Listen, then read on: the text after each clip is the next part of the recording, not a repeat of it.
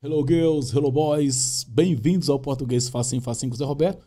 E na aula de hoje, já sem nenhuma demora, né, a gente já vai aqui de cara, a gente vai estudar hoje sobre os empregos morfológicos do que, né? E aí você me perguntaria, professor, o que é isso, empregos morfológicos?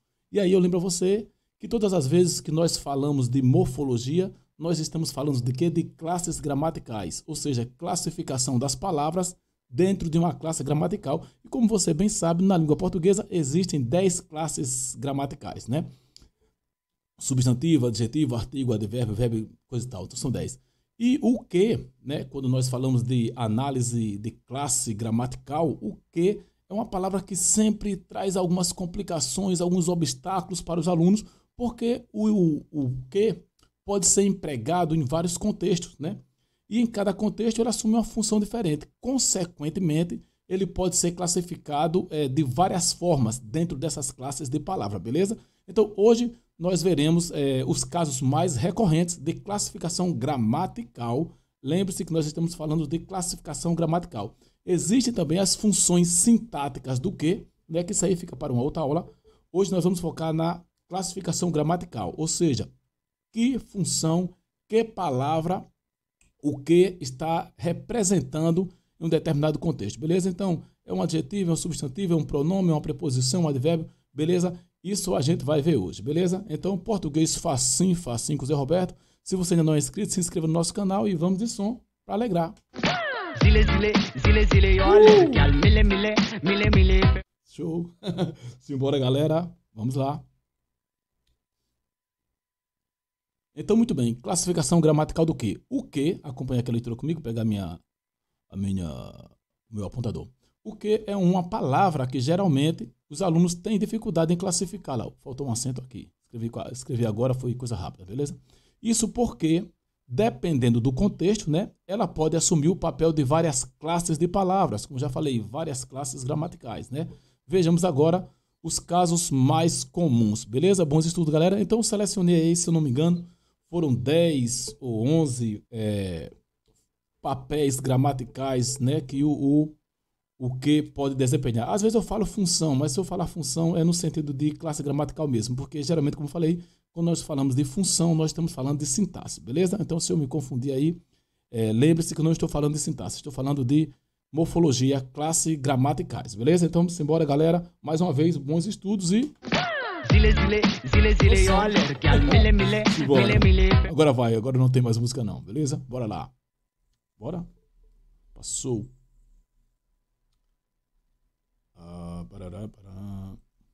Bora. Vai. Luz. Vai. Teia. Classificação morfológica e exemplos, beleza? A gente vai mostrar aqui alguns exemplos, né? Fazer umas análises e depois a gente faz uns exercícios também para reforçar seu conhecimento, beleza? Então vamos lá?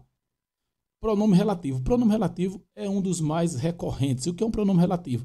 Qual a função do pronome relativo? O pronome relativo tem duas funções. Primeiro, ele retoma o termo que foi citado anteriormente, quando ele é um que, e ele introduz uma oração adjetiva. Então lembre-se, a função do que, quando ele é um pronome relativo, são essas duas. Primeiro, retomar o termo anterior e, em seguida, introduzir uma oração adjetiva. Então, sempre que o que, né, for um pronome relativo, ele vai estar retomando um termo anterior, beleza? Então, veja aqui. O ladrão que te assaltou não foi preso. Normal no Brasil, nada de estranho, beleza? Então, esse aqui, ó, retoma ladrão. O ladrão que roubou, qual roubou. Lembre-se, sempre que ele for um pronome relativo, ele poderá ser retomado poderá ser trocado pelo outro pronome relativo, que é o qual, beleza? O qual ou a qual, beleza? Rapidinho, simbora. Próximo aí. Não tá indo.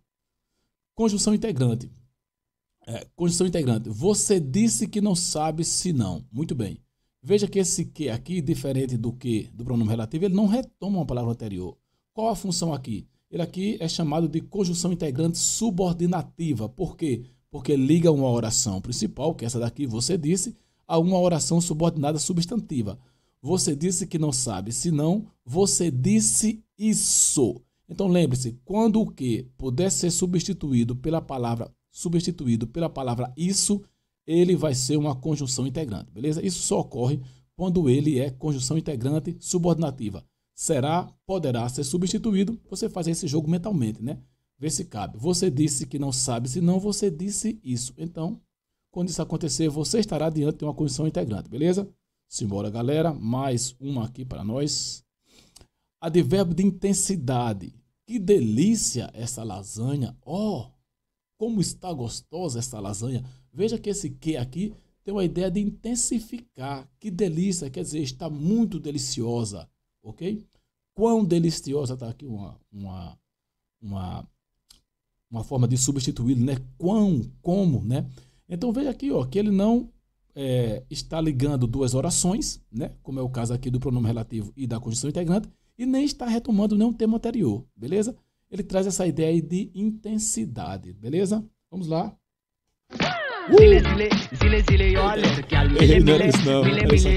Muito bem, conjunção comparativa. O nome já diz, né? Quando você está comparando dois elementos aqui, somos mais felizes que antes. Então, geralmente, quando ele é uma conjunção, quando faz parte dessa conjunção, na realidade, é uma locução conjuntiva, né? Uma locução porque é formada por duas palavras, mais e que, menos que, maior que, menor que, tanto que, beleza?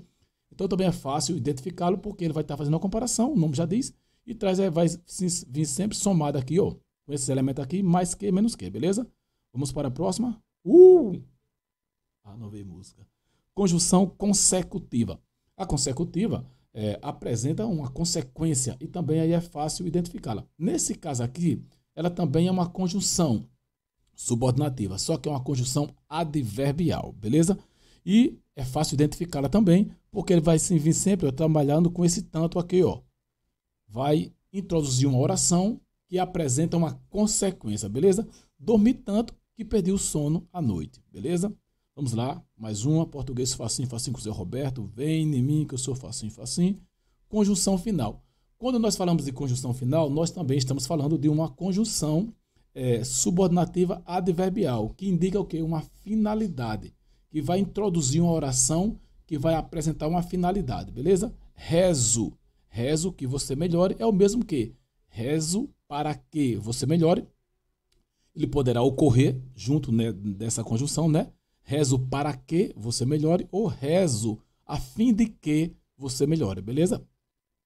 Então, independente dele aparecer sozinho, como ele apareceu aqui, ou se ele aparecer com o para que ou a fim de que, ele vai representar essa conjunção adverbial final, beleza? Só lembrando, nesses três casos aqui que nós mostramos, ó, comparativa, consecutiva e final, todas são conjunções adverbiais, subordinadas adverbiais, beleza? Valeu, galera. Vamos para mais um caso aqui. Então dá até uma musiquinha.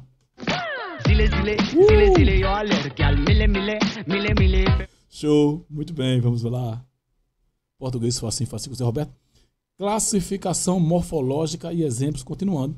Conjunção explicativa. Quando ele for conjunção explicativa, ele vai ter o valor de pois. Geralmente ele vem separado por uma vírgula, né? Faça silêncio, que estamos no hospital. Façam silêncio, pois estamos no hospital. Façam silêncio, porque estamos no hospital, beleza? Então, veja aqui que ele introduz uma oração coordenada explicativa. Vejam também que em nenhum momento ele retoma o termo anterior, né? O único caso que ele vai retomar um termo anterior é na conjunção de pronome relativo, beleza? Veja que aqui também ele não pode ser substituído por isso. Façam silêncio que estamos no hospital, façam silêncio isso. Então veja também que não rola, não dá para confundir com a conjunção integrante, beleza? Tem mais.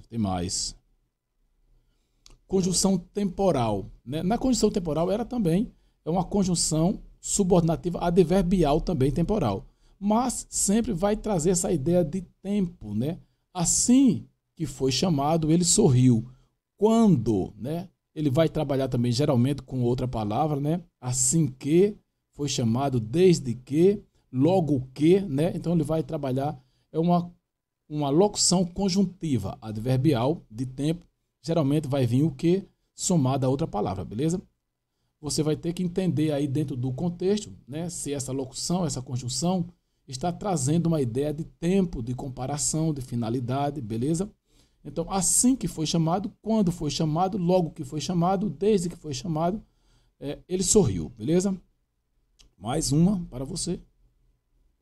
Partícula de realce. Professor, o que é uma partícula de realce? Partícula de realce é uma partícula que vai dar uma ênfase. Ela não tem um valor, vamos dizer assim, não tem um significado, não tem valor semântico.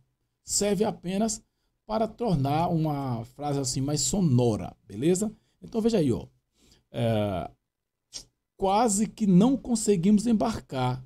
Você pode tirar, ó. Quase não conseguimos embarcar. Ele pode sumir, né? Então sempre que o que puder sumir, desaparecer sem prejudicar a mensagem, você estará diante de uma partícula de realce ou expletiva, né, que chama também, que é para dar ênfase a alguma coisa ali, beleza? Quase que não conseguimos embarcar, quase não conseguimos embarcar, beleza? Vamos ver se tem mais aqui alguma. Preposição. Na preposição, ele vai trabalhar, geralmente, né, vai ocorrer aí dentro de uma locução verbal, né? Veja aqui, ó. Temos que viajar nas férias, né? Veja que esse que, né, poderia ser substituído pela preposição de. Temos de viajar nas férias, beleza?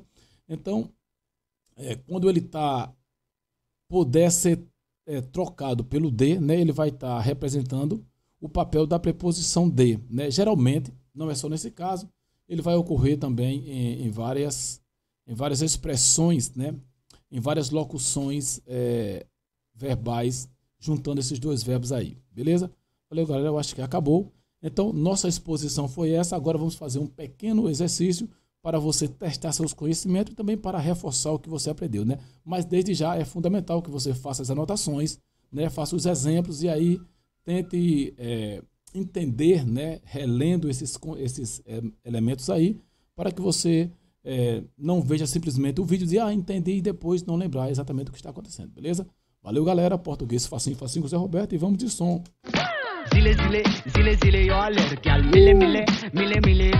Terminou. Beleza? Então vamos lá para o nosso exercício. Valeu, galera. Português facinho, facinho com o Zé Roberto e vamos aos exercícios.